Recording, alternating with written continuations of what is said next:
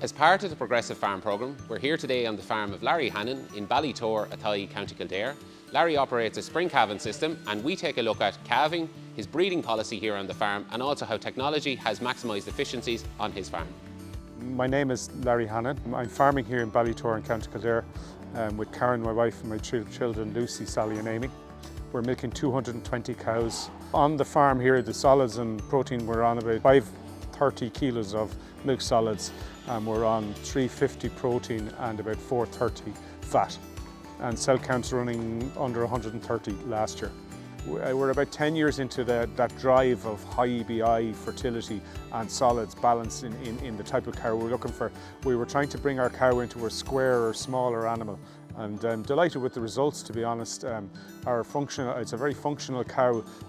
She milks well if she's fed well. She's able to calve.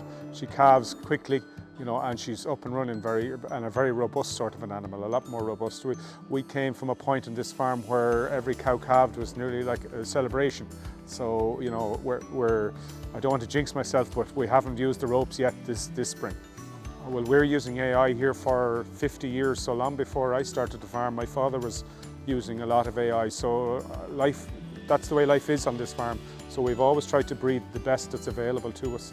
Trevor has been my breeding advisor here for a decade at least now, so we've worked very well together, and Trevor understands the type of cow I'm trying to work here, you know, and it's working very well. I'm really happy with the advice that I'm getting and the straws that we're using. It seems to be working well, and the proof in the pudding is the animal that I have now. I'm very happy with it anyway. Trevor Hanley.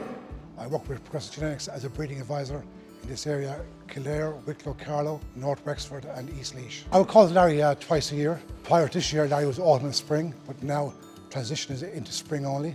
So, and basically the focus is on picking the bulls. The emphasis is on keeping milk above 100 on the production and high fat and protein on the kilos, and also like a good lift on fertility as well.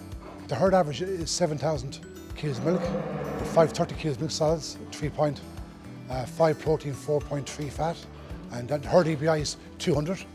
So consistently it's above national average, and every year we try to improve on that. And so, like for example, in 2022, the average EBI for the calves was 220, and for 2023 it's 253. So good lift there of 20 points. Well, for dairy bull selection, I try and give a team of bulls for the cows, so it'll be 5 for the cows, 5 bulls for the cows, and 3 bulls then for the heifers. Heifers is basically going on sex semen, and we use the bulls like Milton, teak, and a bit of a swoop, and then also like for the cows then it'd be teak again, and Ballytore, and also back to swoop then again. So it'd be 5 bulls. So like, the emphasis is just keep the bulls above 100 on production and above 140 on fertility. But for beef selection, it would be Hereford and Angus. But again, I would consult with Larry, ask Larry what his preferences. With the Angus bulls, we go for Interlaggy Mateo and Gabriel Pat. And then on the Herefords, it would be Interlaggy Gold Rush, and then a bull called Profile, because they're short gestation, easy calving, and the emphasis is on a good DBI index above 125. And then it's important for Larry for distinguishing our market for his calves to have the good CBV value for the calf that's being born.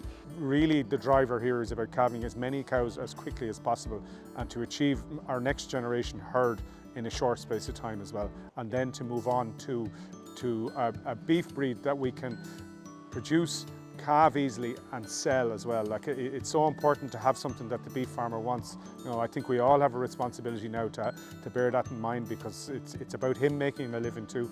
If he can make a profit, that's good for us and good for him.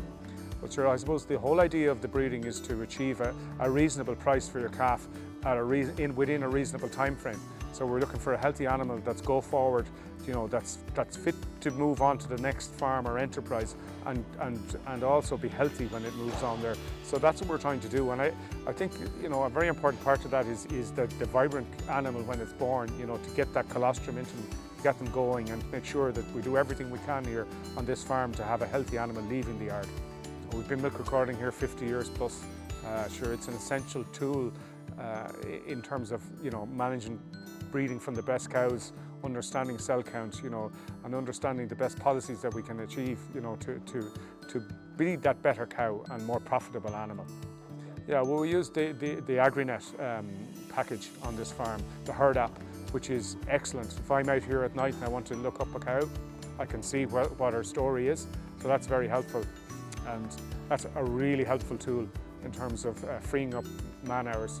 Really, like, you know, when you can look up the cell count, or you know, you can see when a cow was calved or when she was AI'd, and the fact that all these different things are linked now through ICBF, it takes a lot of the monotony out of the paperwork and increases the accuracy of the information that you have as well. It is easy to use, but the backup service in terms of help, if you do have a problem or you do need a question answered, that is fantastic and great to have there at the other end of the phone if you need it. We can breed a more efficient cow that's strong and robust. Her lifetime will be longer, so that's helpful to us. So we won't need as many replacements. Yes, we're in derogation here, so we're using the less program. We've incorporated clover into our systems as well, and probably more strategic use of organic fertilizer as well. So it's not just a matter of emptying the store in spring, it's a matter of using it at different points during the year that you get the best results out of it. As farmers, we're doing everything we're asked of to try and play our part, and I think there's no one better than a farmer to evolve the way he does his business.